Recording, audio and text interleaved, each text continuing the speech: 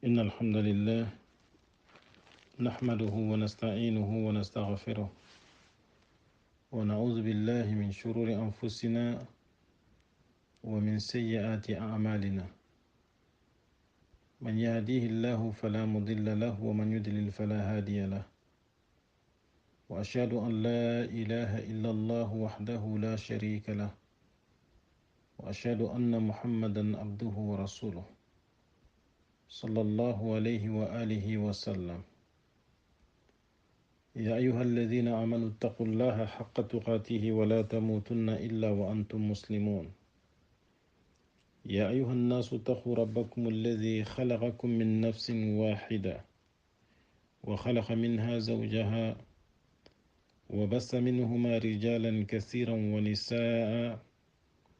واتقوا الله الذي تساءلون به والأرحام إن الله كان عليكم رقيبا. يا أيها الذين آمنوا اتقوا الله وقولوا قولا سديدا يصلح لكم أعمالكم ويغفر لكم ذنوبكم ومن يطع الله ورسوله فقد فاز فوزا عظيما. أما بعد فإن أحسن الكلام كلام الله وخير الحدي حدي محمد صلى الله عليه وسلم وشر الأمور محدثاتها وكل محدثة بدعة وكل بدعة ضلالة وكل ضلالة في النار. دين النصيحة دونكونو كما نغرى كلا منتنتي غاندن دنجيم بلادا غي فردرم مغسالة وخانتان دنگا كتي داغن دونكونو نشوي وغسو خانتان تسلام خون خانتان دنگا غني السلام عليكم ورحمة الله وبركاته. نخانتان دنجوبا أخرى مغنوي داغن نمانكو داغن قريسو قدماندانو جمانشو نانغا وركيتا ترين كاندانا درو أي غوندا يا خريس رسوغا دي anga terenkene daga sukama gello daga berekinto kui alla garanta khore kanya na khusunya ke yagen kama wana khanta ndero dua wara kata kasuko humantenga na nyaga kama no khora kala muntenga jalla fi ulahu aganna tongo ngerndoi no wor jaga to kedo tongo mbatenga na gare ngerndoi no nya soronchu hola tantenga bakka garen wana nyaga kama no khora kala muntemma khadi aganno nya kharlemmei khairin polla khengu nyindenda nonya kharlemmei bonan polla khenta khandenda alla ga nor jaga khalas e kuni diga mendo nyangol len chudi dunara ku ceke dangi ni mo gosira alla ga nan ndo da khada na nyampo ma kana nyampo sarno ma kana nyampo sarno charno ma nori suku harja na kallangun tendi titunga ke me kallanka hunda honnan cira khuma kengana dangi ma ngakhinu maremu lengiran ke tare kunduni o tare tammu ado banandi nyai أخرى كتابي الأصول العلمية للدعوة السلفية سلفية غندوا موناتي تواغل لسلغان كنغني هي بي سلفية غندوا واندغني كتاب بنوغا دانجي كندو تاريها منتكو وغرا ديغا من جو باهيبه كما كنتا غنغندي كني lesili sikkandi be salafiya gunda wanga awa aga jippena kamma kengani nanti kiite alla baane honi alla do hohonta kappa kendi sharia be gan kawana nguru alla ko mon kamma dunadi iddunan pindo ila garan pincu anan kawana nguti kande kebe alla gedi khefaren khaytay ken kande ya nogondi amaraga siratana sudan do sharia sunalli ando luwa sunalli nawur islami nun kam maslamin ka hon nogondi alla sharia ke gahti kenyan do wara sankunta system no be gaduna lenki sankunta merekitu be gaduna lenki igama khempe kafirin jamanu mbanei igedi gana nirgi islamin ka honun nogondi kuto na kencu ko humantenya bangandi medangane bawoni sere angada mugunanti anda nagane ñettu do hosire mbattenga na melay anda sureye ñatu ma hoburen xayimme angada mugunantanda du koro sayi allah to bakke yanda boneye ñatu angama boneyentu su an xuɓena di an kengana tunu hobure kenna yadan bonondi allah ga nura kisnura atanga ke masalange no gondo da honne ko meda laïcité kamma o dangi sa so diga men na démocratie nya kamma kimbire ngada ko mo be tari ha man te ke no gondi len ko diga men ngakati démocratie igati na do valeur no benuri igati ni mun hanta honu benu akinu benu di kitati démocratie sababunga warni masalange njopa meda ko kamma kenya ni démocratie nga jope jamanu benu kunkamannu ina kunya jatene dumaga ewa valeranta hoy munnahanta hoy iga duna kutte iga xilli katti kenga katobi caro ken jagandendi dome wona hinu hilli wona kumpa tampanci meda kumpananni kannanga hanan niya nanti démocratie jamanu iga kubenu xili nanti démocratie valeur nu niya luwa nu benu ado sharia nu benu adi gari soronga simmana nanti telengontaxunga i noxondi iwa horaxu yogo iwa liberté yogo iwa kenyana serendangani wonatu nanti kencu heti de nanti ko geli démocratie li kota kencu ga sehe kahiti nogondi nanti daga killeni ado telengonta hungari ado valeur nungari geli abangi wakati kempete haqiqa démocratie nkappe sugadi ari wakati nga hankenge be ñandabari jamanu le mundo marano nax woti jamanu kure munga nañu wakati be igana murti jamangu mun kittendi iga sage manifestene iga sage grew nu ndabarne mi iga sage bonondindini marano ngana tu keta nanti gama hera kutu ni nene na nokuyogo warida su iwarni mere kei me bonondi kembre na nokunne warida ngani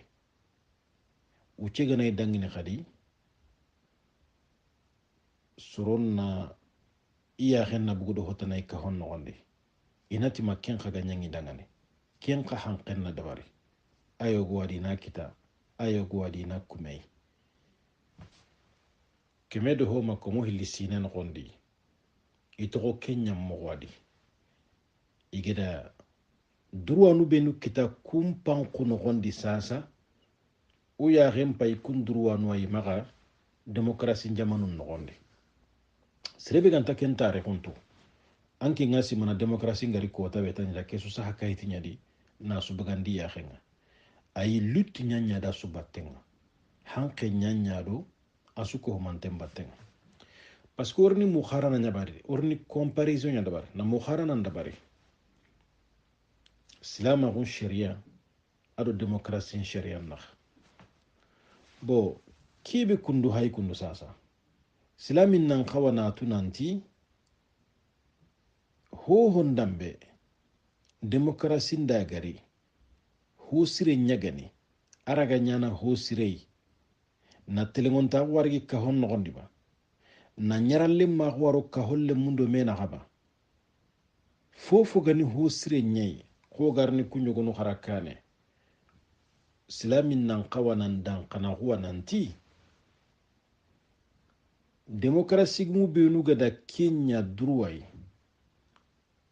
silama gun dinan da kun druwanu kin islami nga gelli nguno ganta kun kismanui mushkila hore be ga islami no ma ken ganti dina ketwa gella ganani hosire ga démocratie ndisu hosiri banan banangu benu ma minnati hosiri banan banangu benu o garni ni démocratie système no gondi o wani islama gun dinan da kun kin islami no nga ujine do hosine irigir yenkane kenna ñi démocratie fikranta dunadi kenna ñi Nations Unies tano kenna ñi droit de l'homme kibaren tano kamana gora kallamunte ñagada kencu durwankini hadamari munga anga kenna saqullu ñini qur'ana di anga na saqullu ñini sunnandi anga ñini khadi golñan kitte bigañi farendi saybanu magali salatu wassalam ado sirebenu ga soxi kumbattendi wakati suruku soro dagana kubenu gada silama xunga igada a appliqué na shariam bagandi yaxenga xo alla gada muro maxa moxoɓe kencu sabatinte ñimaxa i kahonu noxondi komo men me sine ma silaminu ngarni honne honena lato baka dina ke silami lawañana telengontan baliya silami lawañana toñongontey silami lawañana bonondi ndanay toran danay xa silamaxun dina sere suma durana kelli kiburelo dina ke kam dina ke barintenga bakka ken kenni bane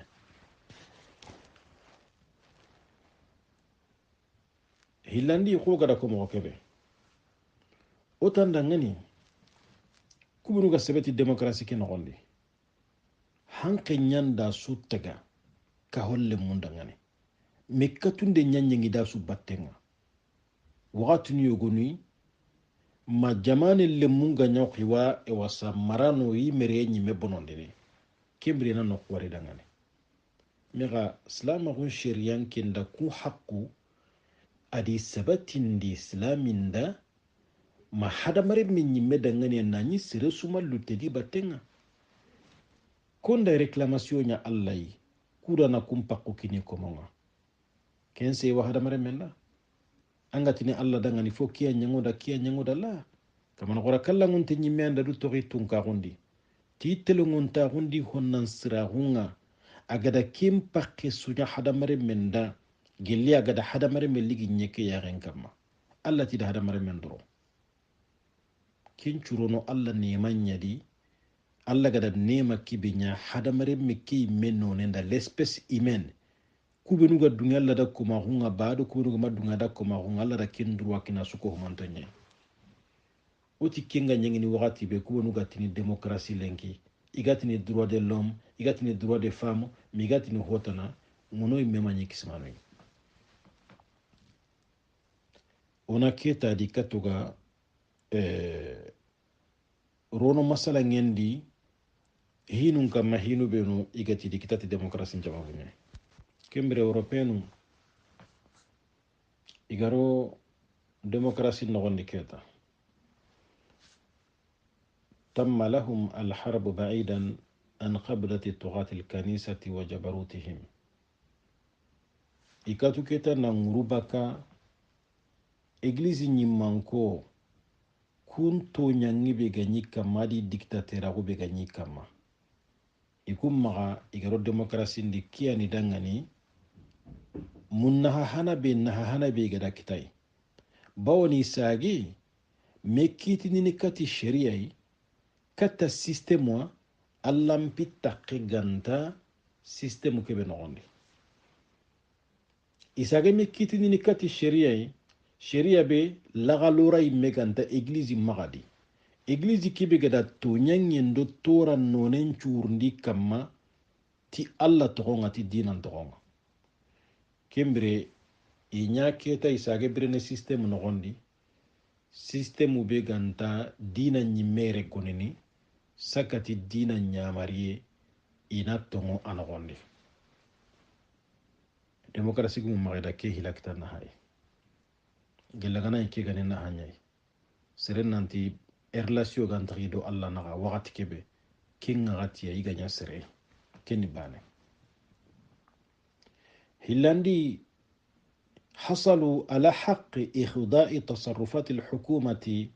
لغرابة المجالس النيابية عليهم لرخابة المجالس النيابية عليهم كينغا دانغيري هانقر هو تنباتنغ نانتي جمان النغون دي فوكي representant nu ñanan kiti maga député nu ma sénateur nu kunnan caage no kusu soronga digi représenté ne kudo khibaru nam maga togo gouvernement num bane maga iga jamane ki iga marna mere mogo be ga lingida sere su korosinde ganti kamma démocratie nogondi rikkatuna kenka kita alegere ñakketa nanti pouvoir nga ewa il faut que korosindanan na ñiya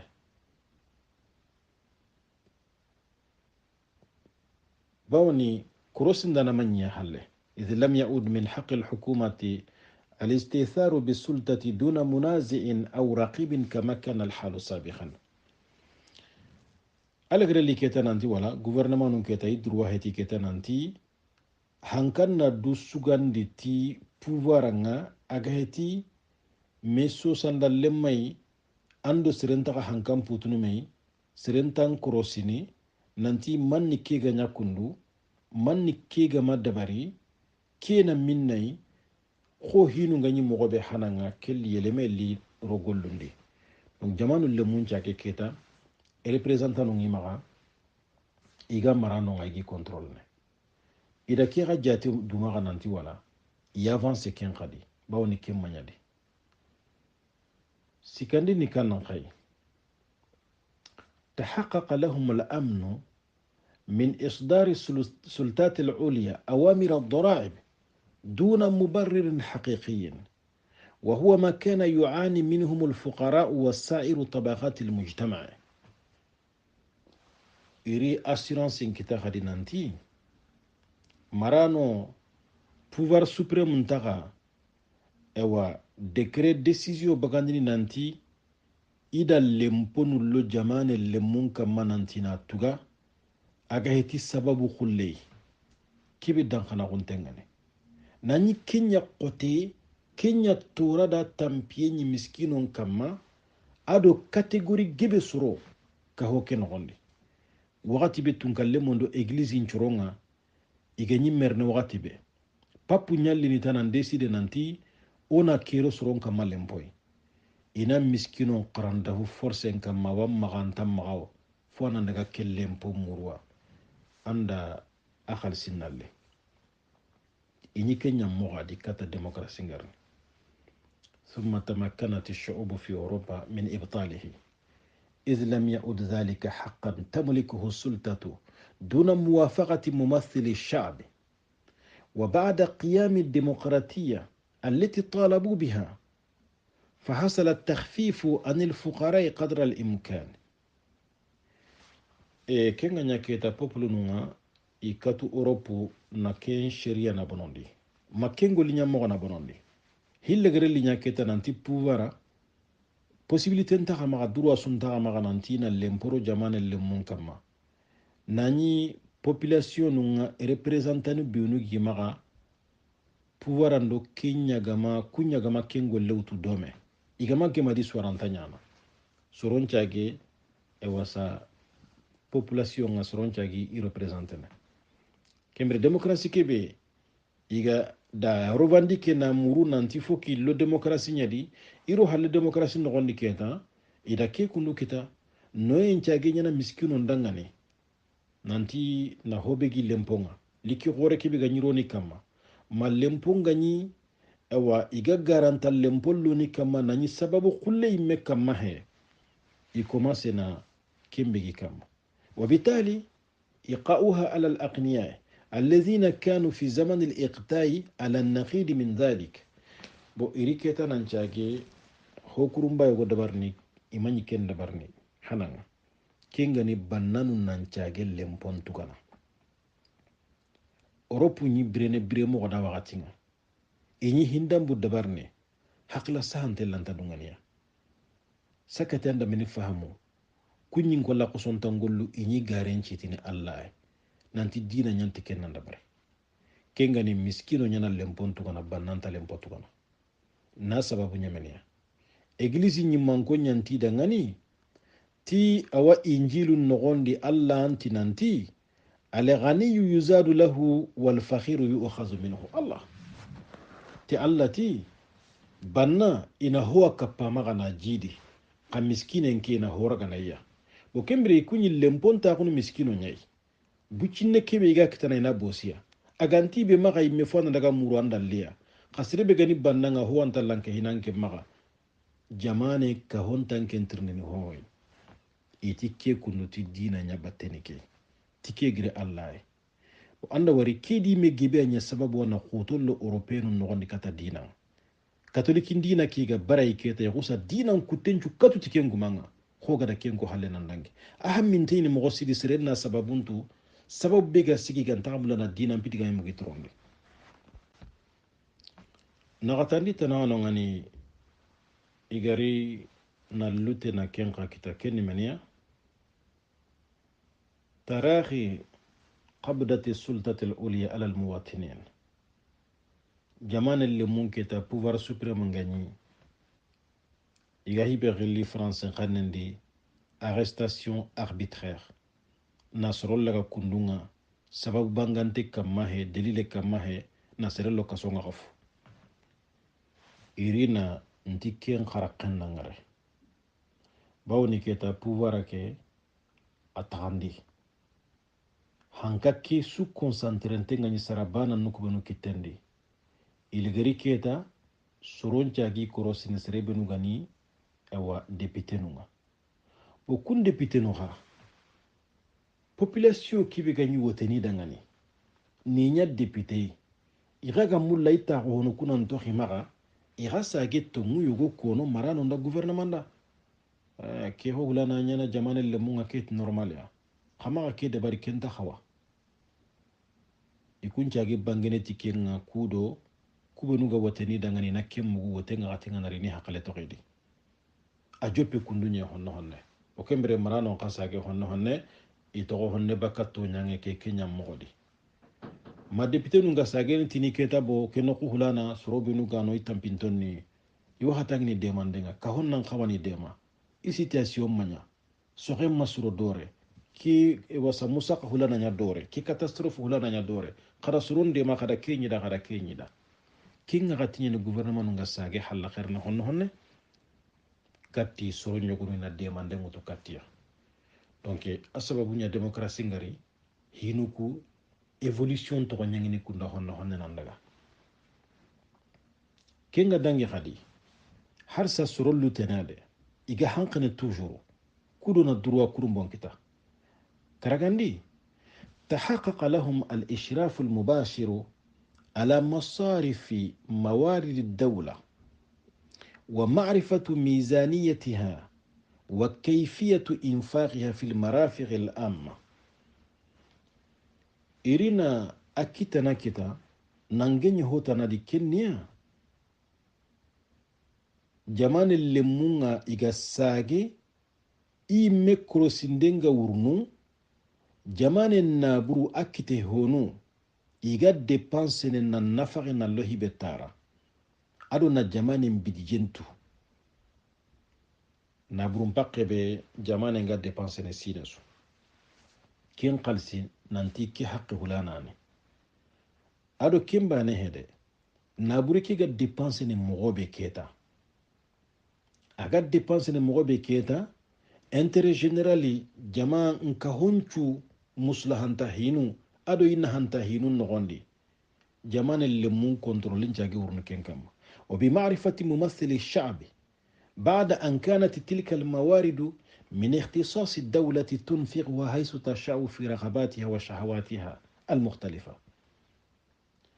أدو غدي إتي نابريسو gouvernement ga dépensene. Il faut que peuple nous représentanu député nous nanyi contrôling ga kenka mega bakaseda. Hondangiem palle jamanen kiteyin chugani. Ana burun chugani maranon dundugumanta kenye. Isuni dawla nyakitendi serebenuga imanka kundi wakati be aga ni dépense ni mogo be ga linga hada aga yonkillu munda aga kanunta hinu ko suya renga yo jamanu ku gal hala be dilenki serebe ga marendi jamanen na buruncuna anya maga botondi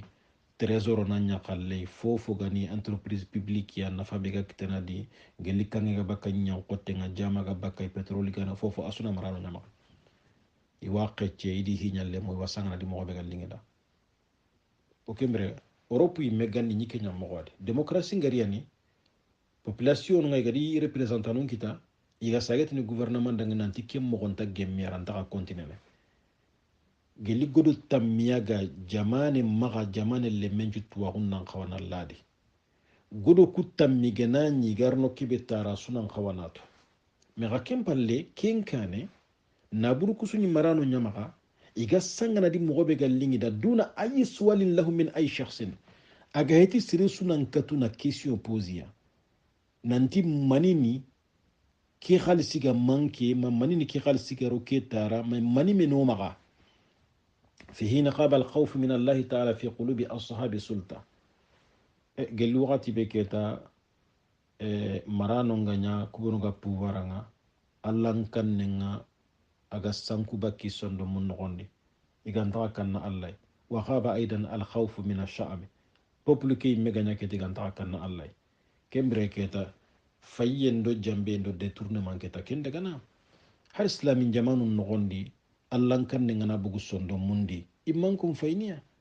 islamin jamanun pogobe na no lenki igada kinya mogo igada kopie igada haban kan na burin kunya imme bane khalle iga kamana detourne ti tandi kitenga serebi gana nyi angan ta kanna allayya angan takkanna kibi ga hadamare min duku liyam palle la harabaranga kimbiran kim maka keta ke kibetan ke ma problema anduna nan churotan ini kenya mwadi كمبري فلما سارت الشعوب وتمكن أصحابها من العصول إلى محاسبة الدولة أصبحت تلك الموارد تصرف على النفع العام برام بكيتا population nga revolte iga revolte na murti marano ma anti kibe ga nyingi nanta gemmoy uran ta gatonguna na gonde imma kana telongo makingi hona me munkarona ka honchu wara medi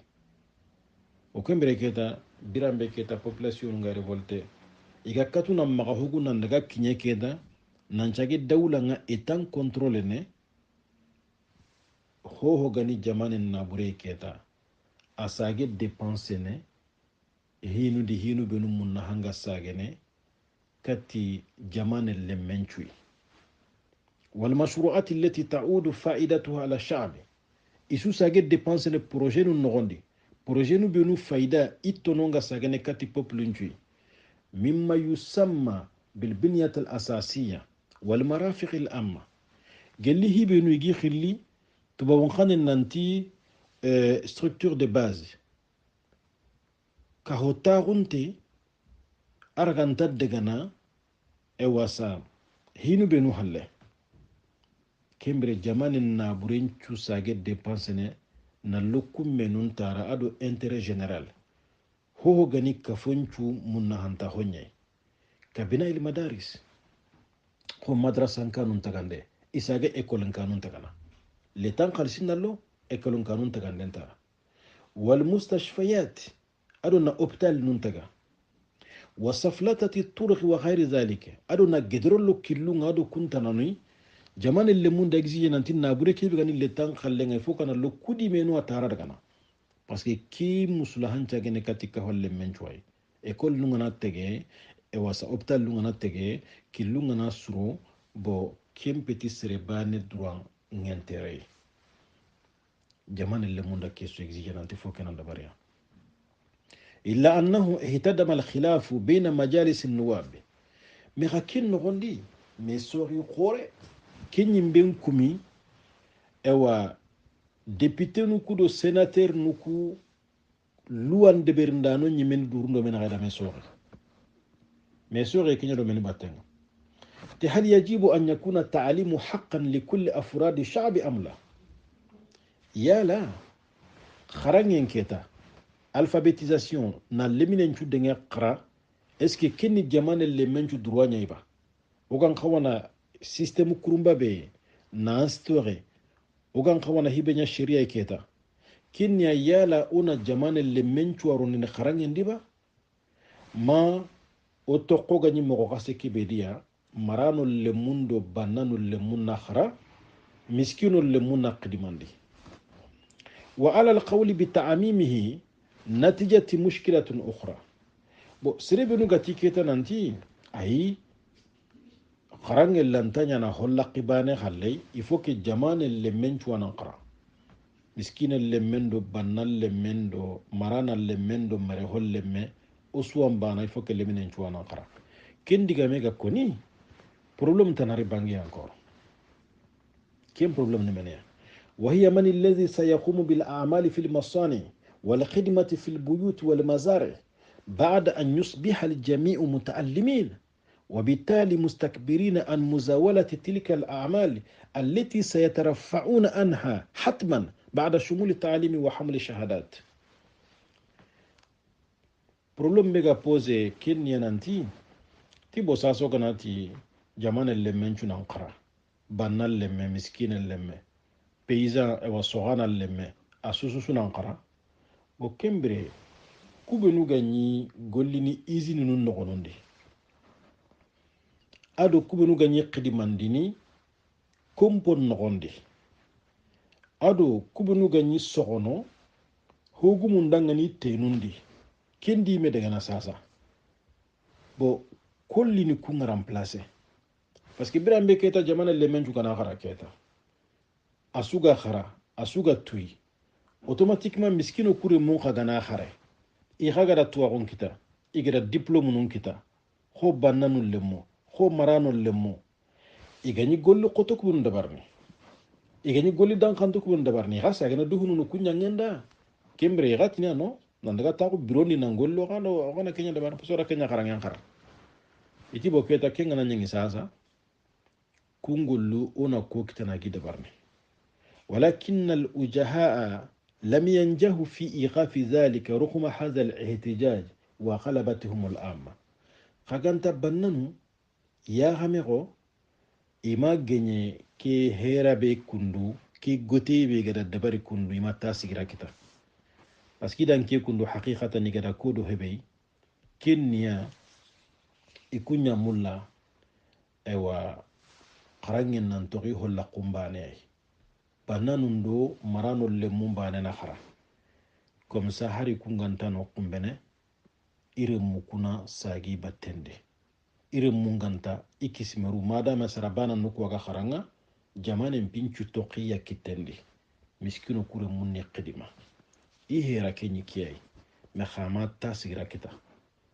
public ni khelebo jamane le muntantanyana be suan kharanga petit serebane khalle Wanda wari en 1959 wani école nganya obligatoire nga France nanti wajibi sere sugani France sarere menyai anga sare France territoire nya kama France nationalité wa magawo antam magawo tanki anga ere antele école nga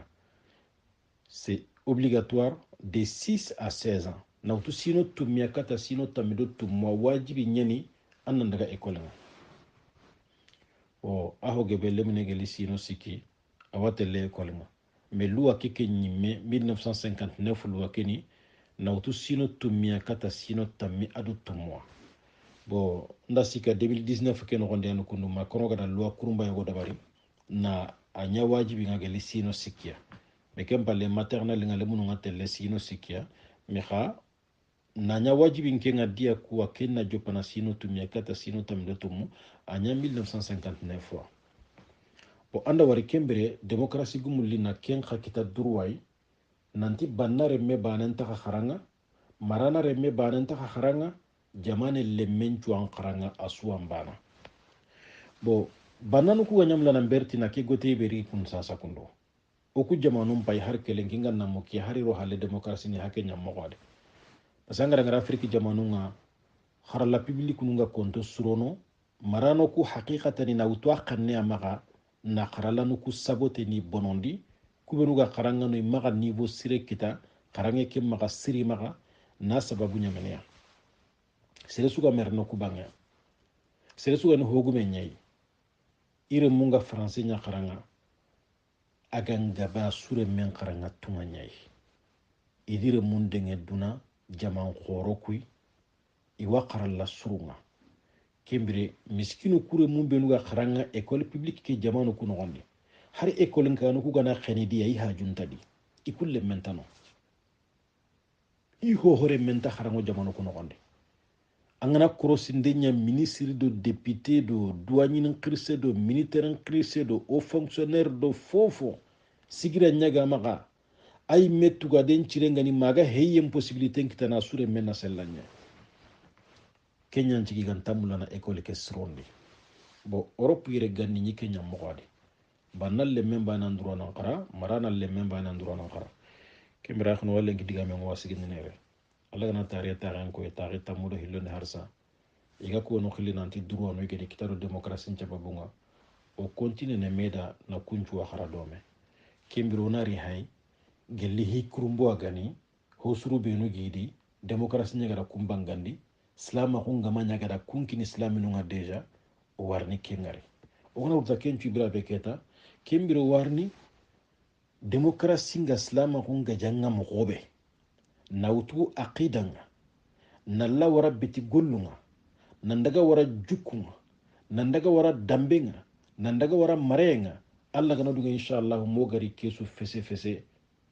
magringa kono taxu nogoni mo gara su hatan bajimira inshallah taala nandaga wara keta démocratie ñimme xado ewa simme killu be nu tananu gari communiste axudo socialiste axudo hotana inshallah taala orni kesu ko humanten tuwa kesurni bango dangania parce que ngada ko mogo kebe serengana hobure en tu hobure yani alla ga du korosnay alla ga du tanganay sahiba ko ni faren sahiba nondi na lenki diga men ciginin tikenya Huzaifa ibn al-Yaman radiyallahu anhu ati faren sahiba nunni alla faren tirna alayhi salatu wassalam ho sirenye inya tirne khairi nyai ado ho sire kebe sirengani ati kenya alla faren tirni no hobure nyai kebe gamanya ina tu kanuye magaiga kanna imma ga daga ro hobure kidi nani ima bonentu kiyan jigi kenyu hobure nyatirni me ho gamanya ikenya mulaina kenya manyoentu kuro inan katuna du tangay inan katuna du korosay o kembre ahaminteni mogo sidi ku brain system no dunad lenki ku mere kitti kundo iya ga dominen di dunadi islami nga nyanno kusu annan khawani haqiqan tu gani kebe kembre keta kebe galinganda pera na kenda bare Allah ga no tango dinande Allah ga no tango dunande wa akhiru dawana alhamdulillahi rabbil alamin wa sallallahu ala nabiyyina muhammadin wa ala alihi wa sahbihi ajma'in. والسلام عليكم ورحمة الله وبركاته.